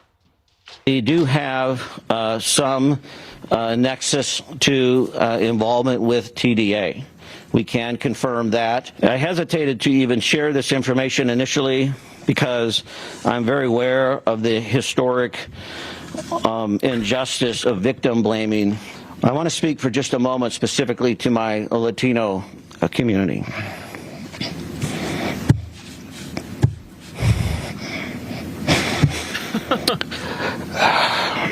Give me a break. It saddens me that we even have to qualify these remarks. Qualify these remarks, huh? Really? Yeah. Good luck with that. Portland criminal charges show enforcement turning deadly as authorities identify the gang members behind the violence. Wall Street apes. Portland Police Chief Bob Day starts tearing up and wipes his eyes reluctantly. Yeah. Portland Police Chief's emotional reaction reveals the human cost, but ICE questions why anyone would sympathize with gang members. Why is the chief of Portland Police crying over suspected Tren de Aragua members? ICE challenging the chief's tears over gang members while critics slam the emotional response to violent criminals. Zeke Arkham. Let's recap. Tren de Aragua is a violent Central American gang. They're holed up in Oregon doing violent things. They tried to run over a CBP officer. They took lead injection for their troubles. And the woke, low testosterone, weak punk-ass police chief breaks down in tears. Social media exploding over the crying police chief. But the Attorney General is taking action. Pam Bondi, anyone who crosses the red line of assaulting law enforcement will be met with the full force of this Justice Department. According to the newly unsealed complaint, Luis Nino Manacando, an illegal alien from Portland with ties to Tren de Aragua, is alleged to have repeatedly done something. The charges, federal charges, are in play, but Tren de Aragua's threat is spreading. Law enforcement on high alert as the Venezuelan prison gang, Tren de Aragua, notorious for extortion, kidnapping, narcotics, and murder, is growing in Salt Lake City. Green-lighted to shoot cops. And of course, that's who the Democrat Party supports. Law enforcement is warning that fact. That was from the Dapper Detective. Law enforcement warns that Tren de Aragua is expanding to Salt Lake City with orders to kill cops while the Somali deadline approaches. As we stated, the TPS for Somalis has ended March 17th self-deport.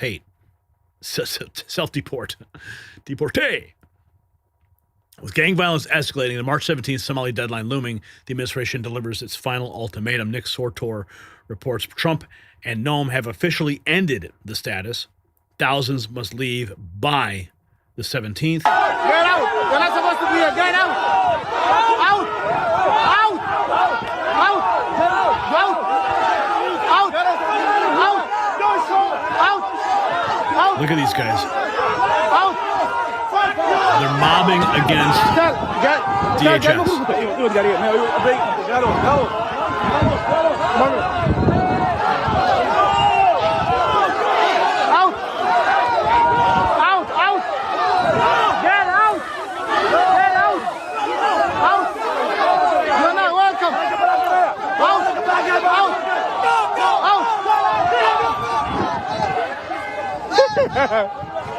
Oh, they think it's funny. Well, pretty soon, get out is going to be what they're hearing. Well, they're hearing it now with the status gone. So the smoking gun is dropped. DHS revealing that Governor Tim Walz released 470 criminal illegals back into Minnesota streets rather than cooperate with ICE. Same streets are seeing violent protests. Coincidence? The federal government's literally calling out state leaders by name and posting mugshots of the criminals that they are protecting. So the mask is coming off. The immigration enforcement isn't just about following the law. It's about exposing which politicians will protect criminals over citizens. When ICE says cooperation prevents chaos and the data backs them up, we're watching a real-time experiment in governance. Some leaders choose orders, others choose resistance and riots.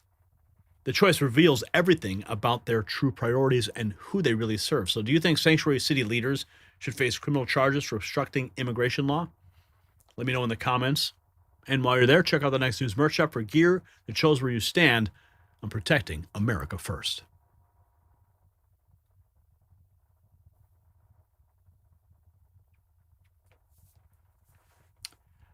Okay. Hang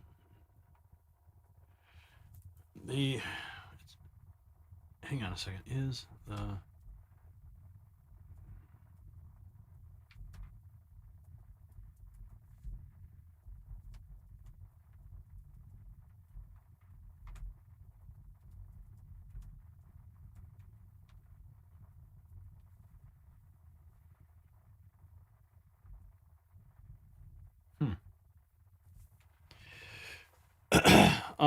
are you seeing that the mule is offline, Brian?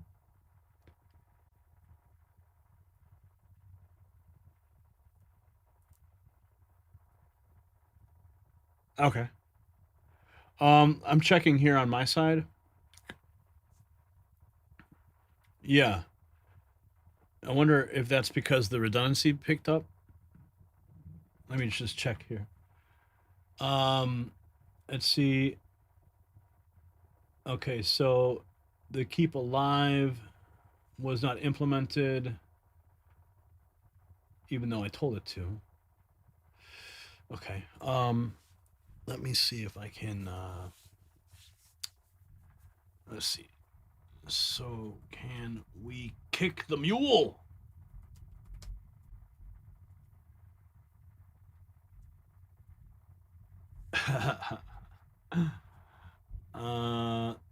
Let's see here. So you guys don't know what I'm talking about, but we have different servers. We have different names for them. And we've got our daily driver that does, the day-to-day work, and then we got the mule that does the heavy lifting. And sometimes the mule likes to fall asleep because it costs a lot of money to run the mule. So we don't want to just run it all the time, only when we need it. And I told it to stay awake for this. Okay, so the mule, we're waking up the mule now. Let's see. The mule should be coming back online. Hopefully everything is saved with all the redundancies we have in place.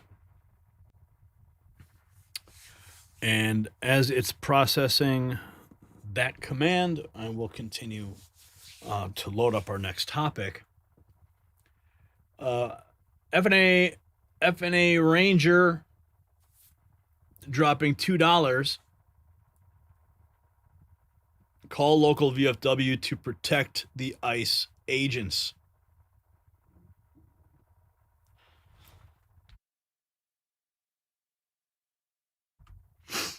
Okay. All right. This is interesting. Directed energy weapons. This one is very interesting. We're going into this topic. Let's see if this clip will play. Some of these clips are not wanting to load. Okay, just want to make sure these clips are here. Let's see this guy. A witness has said that the Okay. What is this? No.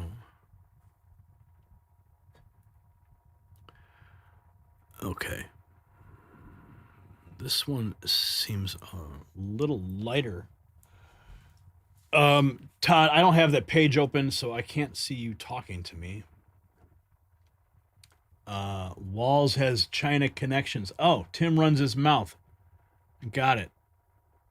All right, so that is Tim runs his mouth. So, in a sense, that could have been an opportunity. We'll do a full post-mortem on this, and I can already see how some of the curation we can talk about later, but you know what I'm talking about. All right, let me just check on the mule. Make sure that thing is up and running. Yes, it says it is awake. Good. All right. Okay, so we just finished topic 4.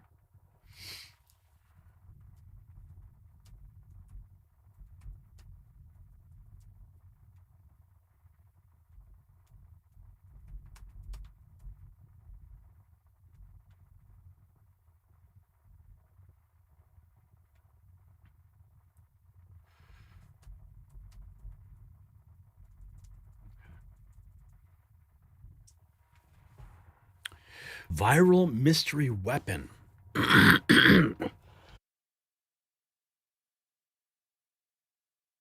right.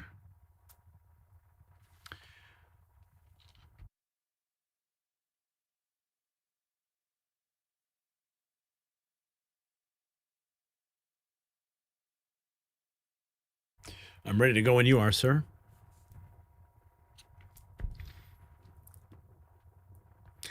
Venezuelan soldiers collapsed, vomiting blood and bleeding from their ears after a U.S. raid deployed what's being called a mystery weapon. But here's the thing, this technology isn't actually mysterious at all. In fact, it's been around for decades, and the government just confirmed its battlefield effectiveness in the most brutal way possible. So it changes everything about modern warfare and crowd control.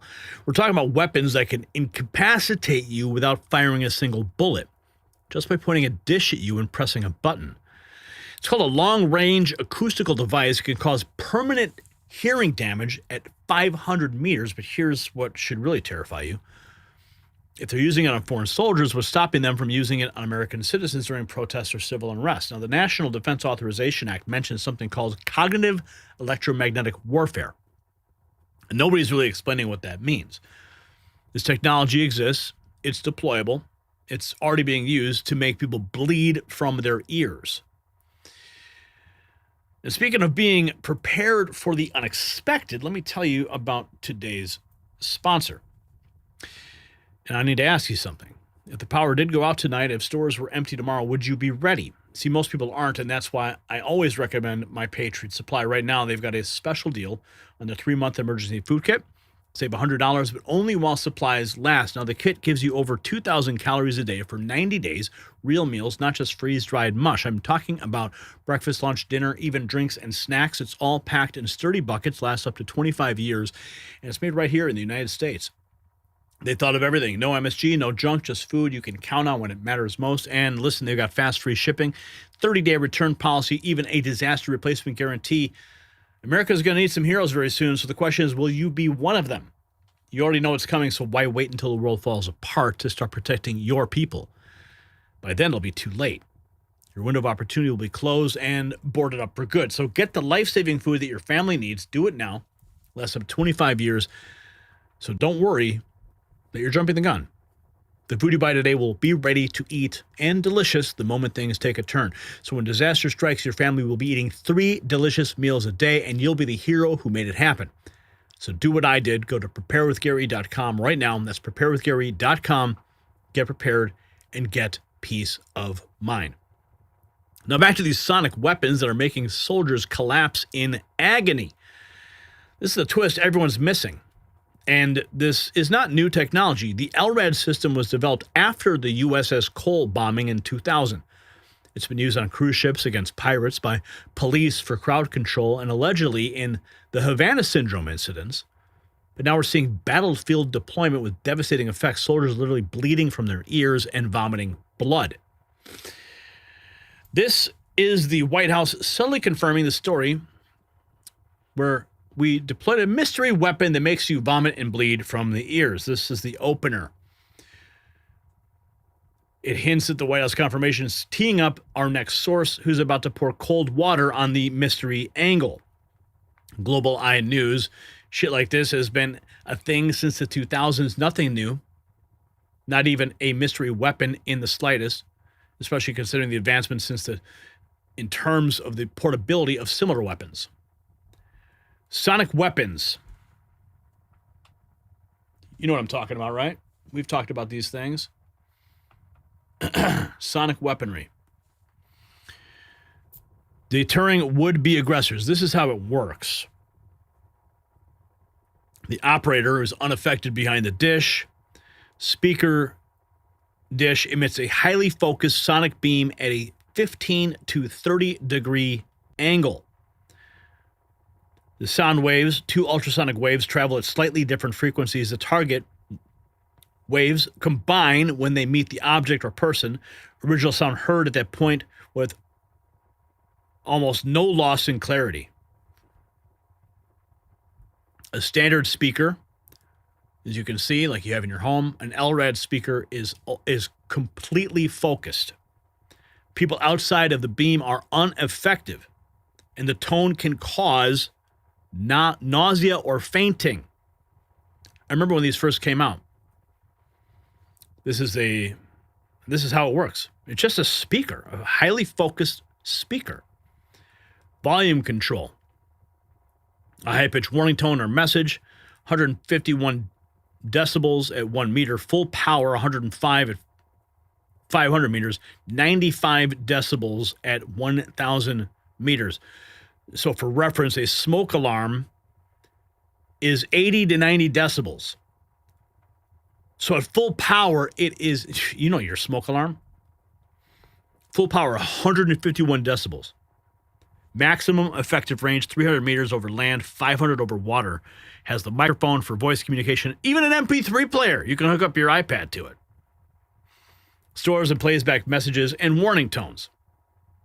Developed after Al-Qaeda's 2000 attack on the USS Cole, the LRAD device is a loud hailer and warning system that enables military and police authorities to control crowds and clear buildings, while luxury cruise liners can ward off pirate attacks. So we're getting some pushback from someone claiming this tech isn't new, but watch how our next tweet completely ignores that skepticism and doubles down on the dramatic. New reports confirm the U.S. used a powerful mystery weapon that brought Venezuelan soldiers to their knees during the Maduro raid. U.S. forces reportedly deployed the devastating sonic weapon during the operation. Now, this is from Scott Free For Me. Feeding the hype machine here, but our next source is about to ask the key question that's driving the whole story wild. Max Dashu. What is cognitive electromagnetic war? Is it the weaponization of sound waves like they use on the Venezuelans, or some other hellish thing? The U.S. used a powerful mystery weapon that brought Venezuelan soldiers to their knees. And, of course, citing the S-1071 National Defense Authorization Act. They always love to put a little thing in there, a little line. Apparently that was in in that National Defense Authorization Act. This is for 2026. Max is zeroing in on the technical mystery that everyone's obsessing over.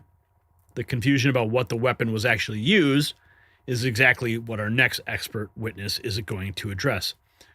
Sumona Chakraborty. There is a lot of talk about the mystery weapon used to decapitate the Venezuelan military. And she says it reminds her of a project that she worked on long ago. The Long Range Acoustical Devices were meant for crowd control, but it was always a dual-use technology. At a high decibel, it can be lethal. Someone with technical knowledge jumping in, but notice how the mainstream media is about to completely amplify the story regardless of expert input. Sound as a shield of truth behind the U.S. sonic attack on Venezuela. The establishment press now running it with it full stream. But here is what is crucial about their sourcing. The story broke wider with Fox News, New York Post, Daily Mail, all running pieces on it, citing the same unverified guards interview, which has been circulating on social media since shortly after the raid. The New York Post calls it a powerful mystery weapon. This is their headline. Let's see if we can bring that up for you. This is the New York Post. U.S. used powerful mystery weapon that brought Venezuelan soldiers to their knees. And it gets interesting. We're about to see how one unverified account became a media sensation, and someone's asking the question everyone should be asking. Can anyone validate his claims about this mystery weapon? A witness has said that the United States used a powerful mystery weapon that brought Venezuelan soldiers to their knees during the capture of Nicolas Maduro. The witness described how the American forces wiped out hundreds of fighters without losing a single soldier, using technology unlike anything he's ever seen before. The witness, which was a guard, said, quote, "We were on guard, but suddenly all our radar systems shut down without any explanation." He added, quote, "Next thing we saw were drones, a lot of drones, flying over our positions. We didn't know how to react." He then said a handful of helicopters appeared, saying, quote, "barely 8, deploying what he estimated were just 20 troops in the area." He said that those soldiers came with something more powerful than just guns. He said, quote, "They were technologically very advanced," adding, quote, "They didn't look like anything we fought against before." He then added, quote, "At one point they launched something. I don't know how to describe it," adding, quote, "It was like a very intense sound wave. Suddenly I felt like my head was exploding from the inside." He then added, quote, "We all started bleeding from the nose. Some were vomiting blood. We fell to the ground unable to move. We couldn't even stand up after that sonic weapon or whatever it was."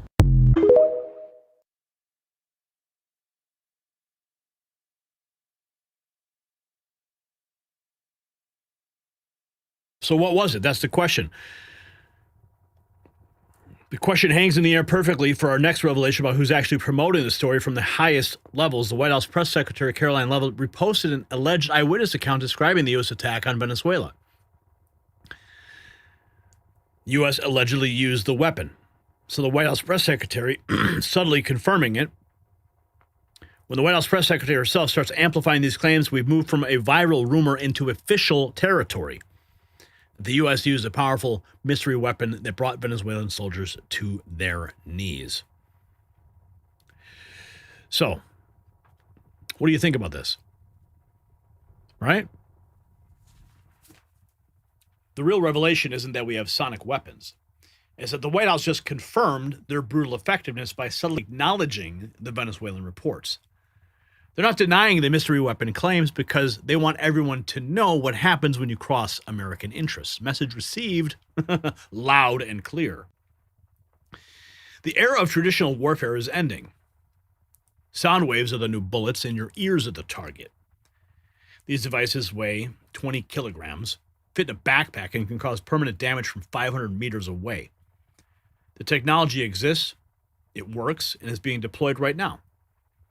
So the question isn't whether sonic weapons are real. The question is when they'll be pointed at you. Do you think that the government should disclose all non-lethal weapons in their arsenal? Let me know in the comments, and while you're there, check out the Next News merch shop.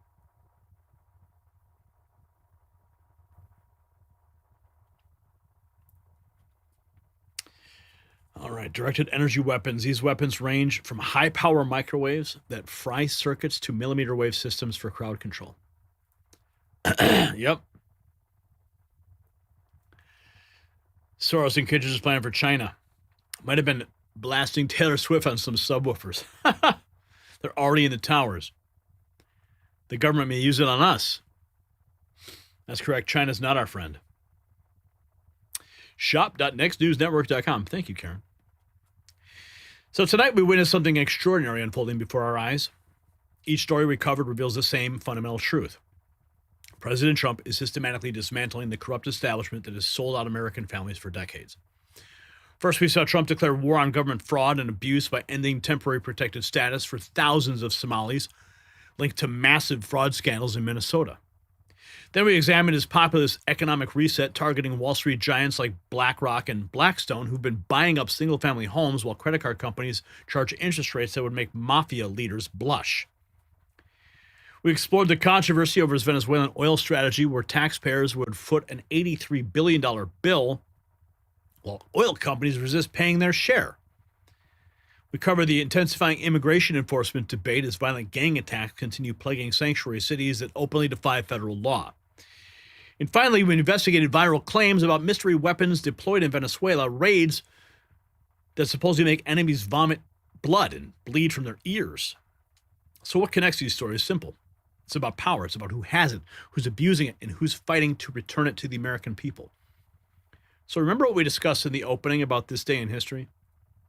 These aren't isolated events happening in a vacuum. They're part of a broader battle between those who believe in America first versus those who've enriched themselves by selling out our sovereignty, our economy, and our future. The establishment media won't tell you this story. They can't because they're part of the system that's been exposed.